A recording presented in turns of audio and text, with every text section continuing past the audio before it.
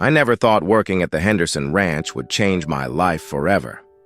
That first morning, I drove my beat-up truck through the iron gates, past manicured lawns that probably cost more to maintain than I made in a year. The main house loomed ahead like something from a magazine, white columns, wraparound porches, and windows that sparkled in the dawn light. Mr. Henderson met me at the barn, his handshake firm but distant. He was the kind of man who wore pressed shirts even for farm inspections, his silver hair perfectly styled despite the early hour. "You come highly recommended, son," he said, his voice carrying the authority of someone accustomed to being obeyed. "My foreman Jake will show you around." Jake was everything I expected. Weathered face, calloused hands, and the kind of practical wisdom that only comes from decades of honest work. As we walked through the property, he pointed out the prize-winning cattle, the state-of-the-art equipment, and the sprawling fields that stretched to the horizon. "This place runs like clockwork," Jake explained, adjusting his worn baseball cap. "Mr. Henderson expects nothing less than perfection. You'll be working mainly with the livestock, some equipment maintenance, general repairs. It's good work if you don't mind getting your hands dirty." I assured him that hard work never scared me. Growing up on my grandfather's small farm had taught me the value of sweat equity. This job represented a chance to save money, maybe even start my own operation someday. As we headed back toward the barn, I caught a glimpse of someone on the main house porch. A figure in a flowing white dress, too distant to make out clearly. Jake noticed my glance and chuckled. "That'd be Miss Sarah, the boss's daughter. She's home from college for the summer." I nodded, thinking nothing of it then. How wrong I was. 3 weeks into the job, I'd settled into a comfortable routine. Early mornings feeding cattle, afternoons maintaining equipment, evenings checking fences. The work was demanding but satisfying, and Jake had become something of a mentor, sharing stories of his 40 years on various ranches. That particular afternoon, I was repairing a section of fence near the main house when I heard someone approaching. I looked up to see a young woman walking toward me, and my breath caught in my throat. She was beautiful in an understated way. Long auburn hair catching the sunlight, green eyes that seemed to hold depths of intelligence and kindness. She wore simple jeans and a blue cotton shirt, but somehow made them look elegant. "You must be the new farmhand," she said, her voice warm and friendly. "I'm Sarah Henderson." I straightened up, suddenly aware of my dusty clothes and sweaty appearance. "Yes, ma'am, I'm Tom Bradley. Pleasure to meet you." She laughed, a sound like wind chimes in a gentle breeze. "Please, just Sarah. Ma'am makes me feel ancient, and I'm only 22. We talked while I worked, and I was surprised by her genuine interest in the ranch operations. She asked thoughtful questions about the cattle, the land management, even the fence repair I was doing. Most wealthy kids I'd encountered showed little interest in the practical aspects of their family's business. "I grew up here," she explained when I commented on her knowledge. "Before boarding school and college, I spent every summer following Jake around, learning everything I could. My father always said I should understand the business from the ground up." As the sun began to set, painting the sky in shades of orange and pink, she excused herself for dinner. "It was nice meeting you, Tom. I hope we'll talk again soon." Walking back to my truck, I couldn't shake the feeling that something significant had just happened. Over the following weeks, Sarah began appearing wherever I was working. At first, I thought it was coincidence, but soon I realized she was seeking out my company. We'd talk while I repaired equipment or tended to the animals, our conversations ranging from ranch management to books, dreams, and life experiences. I learned that she'd studied business at an expensive East Coast college, but felt disconnected from that world. Everyone there cared about status symbols and networking, she confided one afternoon as we sat by the pond watching the cattle drink. "I missed this place, the honesty of it. There's something pure about working with your hands, creating something real." Her words resonated deeply with me. Despite our different backgrounds, we shared similar values about hard work and authenticity. She was nothing like the spoiled rich girl I'd expected, and I found myself looking forward to our daily conversations more than I cared to admit. One evening, as I was finishing up for the day, she appeared with a thermos of iced tea and 2 glasses. "Thought you might be thirsty," she said, settling beside me on a hay bale.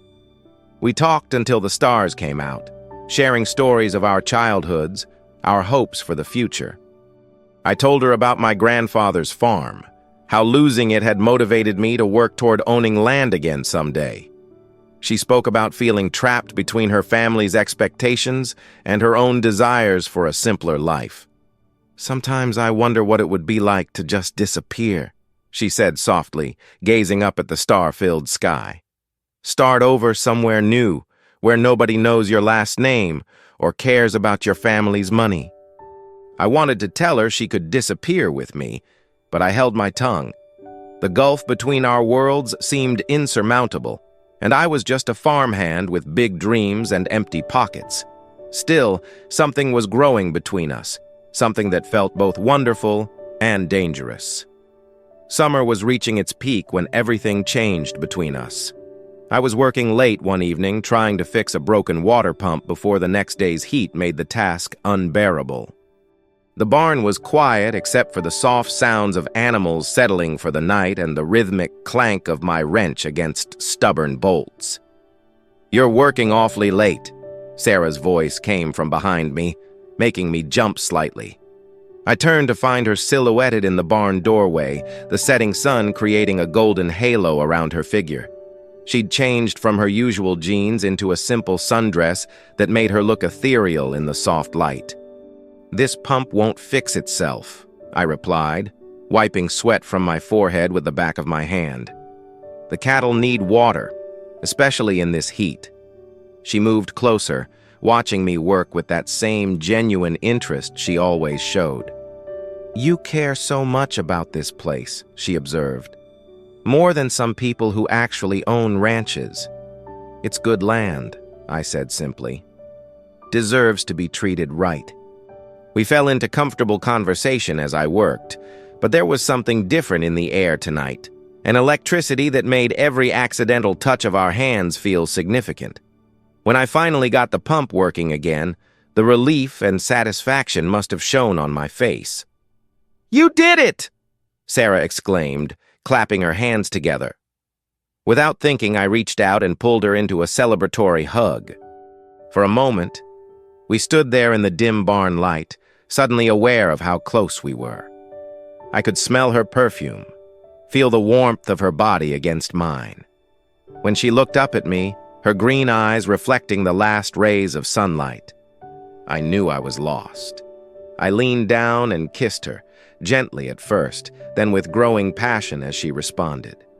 When we finally broke apart, both breathing heavily, the weight of what had just happened settled between us. "Tom," she whispered, but I pressed a finger gently to her lips. "I know," I said. "I know this is complicated.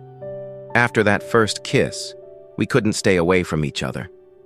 We began meeting in secret, early mornings by the creek before anyone else was awake, late evenings in the old hay loft, stolen moments whenever we could find them. Every encounter deepened what was growing between us, but also heightened the danger of discovery. Sarah would slip out of the main house after her parents went to bed, meeting me at predetermined spots around the ranch. We'd talk for hours, sharing dreams and fears, learning everything about each other. I discovered she played piano beautifully, but had given it up because her mother thought it wasn't practical for a business degree. She learned about my childhood, how my grandfather had taught me to read the land and respect the animals. "I've never felt this way about anyone," she confessed one night as we lay on a blanket under the stars, her head on my shoulder. "At college, boys only saw dollar signs when they looked at me. You see me." I stroked her hair, marveling at how soft it felt between my fingers. "You're the most real person I've ever met," I told her honestly. "Money doesn't change that." But money was always there, an invisible barrier between us. I was acutely aware that my entire year's salary was probably less than she spent on clothes. The knowledge that her father would fire me instantly if he discovered our relationship hung over every stolen moment. One close call came when Jake almost caught us together near the equipment shed. Sarah had to hide behind a tractor while I pretended to check tire pressure, my heart pounding so hard I was sure Jake could hear it. "You seem distracted lately, son," Jake observed, his weathered face creased with concern. "Everything all right?" "Just tired," I lied, hating the deception, but knowing the truth would destroy everything.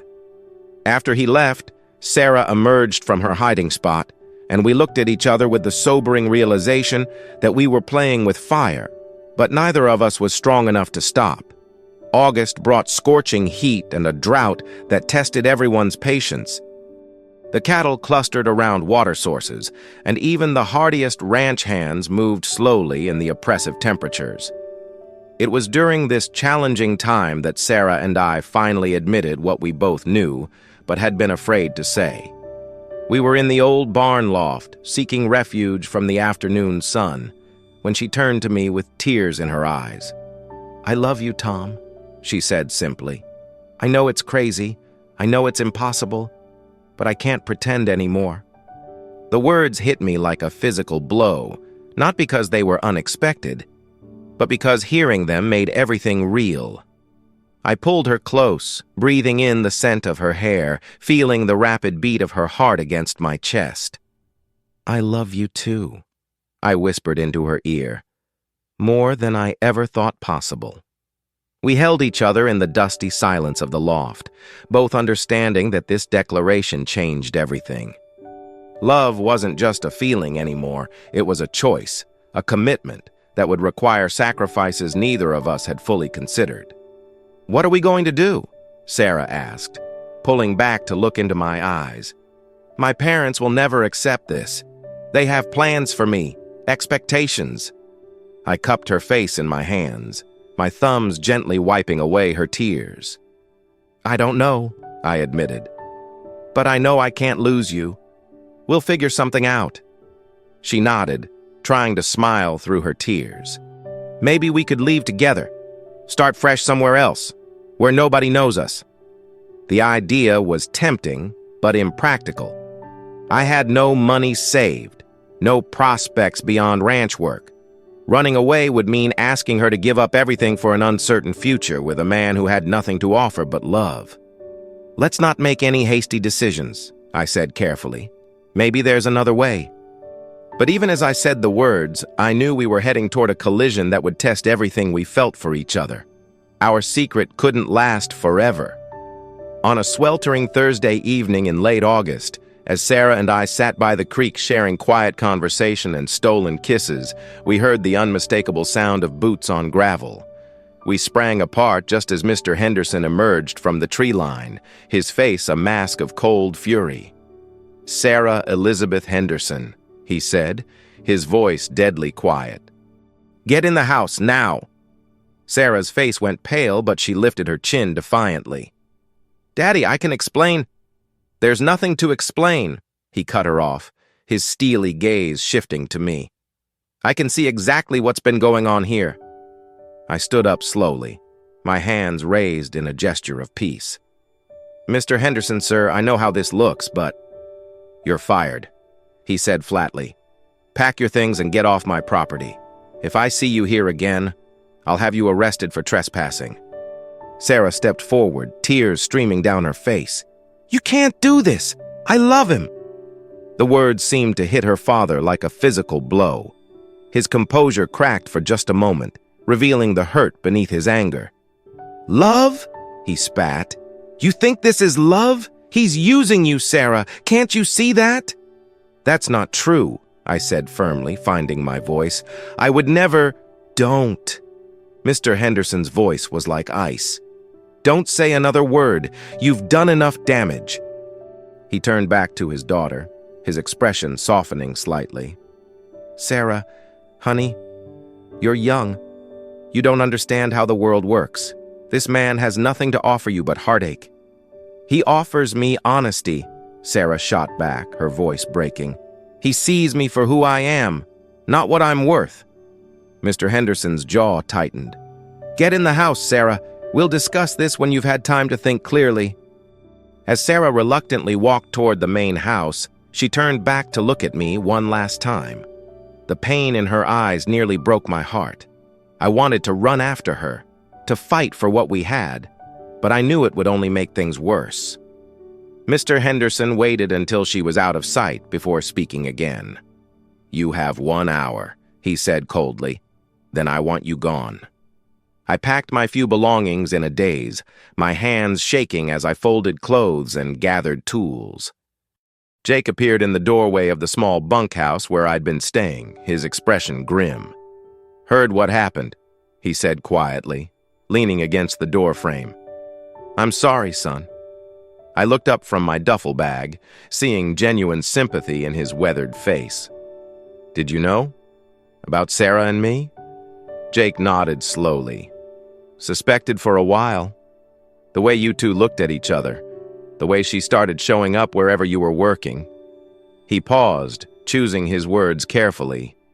For what it's worth, I think she's a good girl. And you're a good man. But this world... He shook his head. Sometimes good people get caught up in situations bigger than themselves. I love her, Jake, I said, my voice barely above a whisper. I know everyone thinks I'm after her money, but I swear that's not true. I believe you, Jake replied. But believing and changing minds are two different things. Mr. Henderson's protective of his family, especially after what happened with Sarah's older brother. I looked up sharply. What about her brother?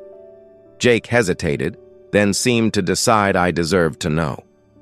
David got involved with what Mr. Henderson called the wrong crowd in college. Drugs, gambling, nearly destroyed himself chasing after some girl who was only interested in the family money. Mr. Henderson had to pay off debts, cover up scandals. It nearly broke him. The revelation hit me like a punch to the gut. No wonder Mr. Henderson was suspicious of my motives. In his eyes, I was just another threat to his daughter's well-being. As I finished packing, Jake handed me an envelope. Your final pay, plus a little extra. And Tom, if you really love that girl, you'll find a way to prove you're worthy of her. Money isn't everything, but it sure makes fighting for love a lot easier. I drove away from the Henderson ranch with tears in my eyes, watching the place that had become home disappear in my rearview mirror. The next 6 months were the hardest of my life. I found work at a smaller ranch 50 miles away, taking every available shift and overtime opportunity. I lived in a tiny trailer, eating beans and rice most nights, saving every penny I could. My goal was simple but seemed impossible. Earn enough money to prove to Mr. Henderson that I could provide for his daughter. Sarah and I managed to stay in contact through secret phone calls and carefully worded letters. She told me about the constant pressure from her parents, the parade of suitable young men they brought around for dinner, the threats to cut off her trust fund if she didn't come to her senses. They're watching me constantly, she whispered during one late-night phone call. Mother goes through my mail. Daddy has someone checking my phone records. I feel like a prisoner in my own home. I'm working as hard as I can, I told her, exhaustion heavy in my voice. I'm saving money, looking into business opportunities. I'm going to prove to them that I can take care of you. Tom, her voice was soft, sad. You don't have to prove anything to me. I don't care about money. But your father does, I replied grimly. And until I can show him I'm more than just a farmhand with empty pockets, he'll never give us his blessing. The work was backbreaking, but it gave me purpose. I learned everything I could about ranch management, studied agricultural business practices in my spare time, and slowly built a small nest egg. Jake had been right. Money might not be everything, but it was the language Mr. Henderson understood. One evening, as I was reviewing loan applications for a small piece of land I'd found for sale, my phone rang. It was Sarah, and she was crying. Tom, I can't do this anymore, she sobbed. They're sending me to Europe for 6 months. They say it's a cultural education tour, but I know it's to keep us apart. They leave next week." My heart sank. 6 months might as well have been 6 years. "We'll figure something out," I said, trying to sound more confident than I felt. "This isn't over." But as I hung up the phone, I wondered if love would be enough to survive what felt like an impossible situation. Sarah's departure for Europe felt like a death sentence for our relationship. The night before she left, she managed to sneak out one last time to meet me at our old spot by the creek. We held each other desperately, both knowing it might be our last chance. "Promise me you won't give up," she whispered against my chest. "Promise me you'll wait for me." "I promise," I said, meaning every word. "I'll find a way to make this work." She pulled back to look at me, memorizing my face in the moonlight. "I have some money saved," she said quietly. "Money my grandmother left me that my parents can't touch. We could use it to start over somewhere else." I shook my head firmly. "I won't take your money, Sarah. When we build a life together, it'll be because I earned the right to give you that life." She started to protest, but I silenced her with a kiss. "Trust me," I said. "I have a plan." The plan was risky and would require every ounce of determination I possessed. The small ranch where I worked was struggling financially, and the owner had mentioned possibly selling. I'd been researching the property values, the debt situation, the potential for turning things around. If I could somehow buy the place, fix it up, and make it profitable, I'd have something real to offer Sarah. Not just love, but a future. The math was daunting. Even with my savings and the possibility of a loan, I'd need investors, partners, or a miracle. But I'd grown up hearing my grandfather say that the land rewards those who respect it and work hard. Maybe it was time to put that philosophy to the test. After Sarah left for Europe, I threw myself into research and planning. I studied market trends, crop rotations, and livestock management with the intensity of a man possessed. I reached out to agricultural extension offices, attended farming seminars, and networked with anyone who might help me understand the business side of ranching. The breakthrough came from an unexpected source. Jake called me one evening with news that changed everything. "Tom, you need to hear this," he said, excitement evident in his voice. "Mr. Henderson's been asking about you." Jake's call left me stunned. According to him, Mr. Henderson had been making discreet inquiries about my work performance, my character, and my financial situation. The investigation wasn't hostile. It was thorough, like a man trying to understand something that puzzled him. "He asked me if I thought you were a gold digger," Jake explained during our phone conversation. "I told him the truth, that you're the hardest working man I've ever supervised, and that you never once asked about Sarah's family money or showed any interest in their wealth." "What did he say to that?" I asked, hardly daring to hope. "He got quiet for a long time. Then he asked if I thought you really loved his daughter. I told him I'd never seen two people more meant for each other."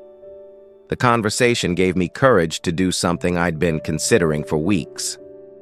I drove to the Henderson Ranch and asked to speak with Mr. Henderson privately. He agreed to meet me at the main house, his expression carefully neutral as we sat in his study, surrounded by leather-bound books and family photographs. "I know you think I'm not good enough for Sarah," I began, my voice steady despite my racing heart. "And you're right. Right now I'm not. But I'm working to change that." I laid out my plan to buy and rehabilitate the struggling ranch where I worked. I showed him my business plan, my financial projections, and my savings account statements. I explained how I'd been studying agricultural business practices and building relationships with suppliers and buyers. "This isn't about proving I can make money," I said as I finished my presentation. "It's about proving I can build something lasting, something worthy of your daughter's future, Mr." Henderson listened without interruption, occasionally asking pointed questions about market conditions or operational costs. When I finished, he leaned back in his leather chair and studied me for a long moment. "You've done your homework," he admitted grudgingly. "But running a ranch isn't just about good intentions and hard work. It requires capital, experience, and connections you don't have. You're right, I agreed. That's why I'm asking for your help. The words hung in the air between us, and I saw surprise flicker across his face. I'm not asking for money, I clarified quickly. I'm asking for guidance, for the chance to prove myself under your mentorship. Mr. Henderson's response surprised me. Instead of rejecting my proposal outright, he leaned forward, his business instincts clearly engaged. You want my mentorship? He asked. Fine, but it comes with conditions. He outlined a 6-month trial period during which I would work directly under his supervision, learning every aspect of ranch management from financial planning to livestock breeding. I would live in the original farmhouse on his property, a modest building that had housed the previous ranch manager, and prove my competence in increasingly complex responsibilities. If you can demonstrate real business acumen and leadership ability, he said, I'll consider backing your ranch purchase. But if you fail, or if I discover this is all an elaborate scheme to get close to my daughter, you'll leave and never contact Sarah again. The stakes couldn't have been higher, but I accepted without hesitation. For the first time in months, I felt hope stirring in my chest. The work was more challenging than anything I'd ever attempted. Mr. Henderson pushed me relentlessly, testing my knowledge of market fluctuations, breeding programs, and equipment maintenance. He taught me to read financial statements, negotiate with suppliers, and manage seasonal workers. Every day brought new challenges and learning opportunities. A successful rancher isn't just a good cowboy, he explained one afternoon as we reviewed quarterly profit reports. He's a businessman, a veterinarian, a mechanic, a meteorologist, and a psychologist all rolled into one. Can you handle that level of responsibility? I threw myself into the work with everything I had. I studied agricultural journals late into the night, attended livestock auctions to understand market dynamics, and gradually earned the respect of the ranch hands through competence and fair treatment. Slowly, I began to see approval in Mr. Henderson's eyes. The hardest part was being so close to Sarah's world while she remained thousands of miles away in Europe. Her letters came sporadically, filled with descriptions of museums and cathedrals, but I could read the loneliness between the lines. I wrote back carefully, knowing her parents might read our correspondence, focusing on my work and studies rather than my feelings. 3 months into the trial period, Mr. Henderson made an observation that changed our dynamic. You're not the same man who worked in my fields last summer, he said. You've grown into someone I can respect. Sarah returned from Europe in early spring, just as the ranch was coming alive with new growth and the promise of another season. I was in the main barn, reviewing breeding records with Mr. Henderson, when I heard her voice calling for her father. My heart stopped, and I had to grip the edge of the desk to steady myself. Daddy, I'm home. Her voice carried the same warmth I remembered, but there was something different about it, a maturity that hadn't been there before. Mr. Henderson noticed my reaction and nodded toward the barn door. Go ahead, he said quietly. But remember, you're here as my ranch manager now. Act accordingly. I walked outside to see Sarah standing by the main house, looking around the familiar surroundings with obvious joy. She'd changed during her time away. Her hair was shorter, her clothes more sophisticated, but her smile was exactly as I remembered. When she saw me, she froze, her eyes wide with surprise and something that might have been hope. Tom, she said, her voice barely above a whisper. What are you doing here? Before I could answer, Mr. Henderson appeared beside me. Tom is my new ranch manager, he explained to his daughter. He's been working here for the past 3 months, learning the business side of our operation. Sarah looked between her father and me, confusion and hope warring in her expression. I don't understand, she said. Your young man made me a proposition, Mr. Henderson continued, his tone carefully neutral. He wanted to prove he could be more than just a farmhand. So far, he's succeeding. The conversation that followed was awkward but hopeful. Sarah's parents had clearly prepared her for the possibility that our relationship was over, but seeing me there, in a position of responsibility on their ranch, changed the dynamic completely. That evening, Sarah found me in the ranch office working on inventory reports. She knocked softly on the doorframe, and when I looked up, she was smiling through tears. "Is this real?" she asked. "Are you really here? Really making this work?" I stood up and walked to her, stopping just close enough to see the flecks of gold in her green eyes. "I told you I'd find a way," I said simply. "I keep my promises." 6 months after Sarah's return, Mr. Henderson called me into his study for what I knew would be our final evaluation meeting. I'd successfully managed the spring calving season, negotiated favorable contracts with feed suppliers, and implemented a new rotational grazing system that had improved both pasture health and cattle weight gain. "Sit down, Tom," he said, gesturing to the chair across from his desk. His expression was unreadable, but I thought I detected a hint of satisfaction in his eyes.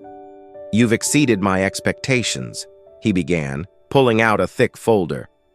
"Your management of the breeding program alone has increased our profit margins by 15%.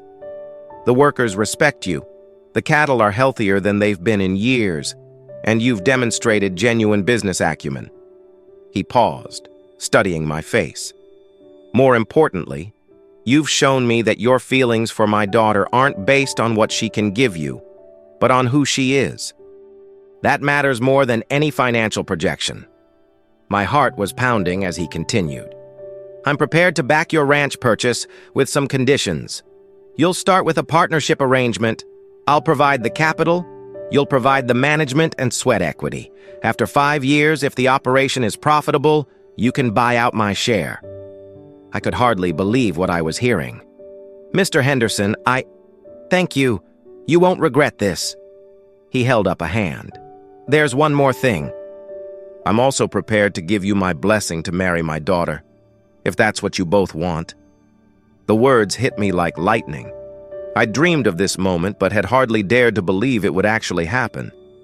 "However," he continued, his tone becoming serious again, "I want you to understand what you're taking on. Sarah has been raised with certain expectations, certain comforts. Are you prepared to provide for her properly?" "I'll spend my life making sure she's happy," I said firmly. "Not just comfortable, but truly happy." Mr. Henderson nodded slowly, then extended his hand. "Welcome to the family, son." That evening, I found Sarah by our old spot near the creek. The sunset painted the sky in brilliant oranges and pinks, and the sound of cattle lowing in the distance provided a peaceful soundtrack to the most important conversation of my life. "Sarah," I said, dropping to one knee beside the water where we'd first kissed. "I don't have much to offer except my love and a dream of building something beautiful together. Will you marry me?" Through tears of joy, she said yes.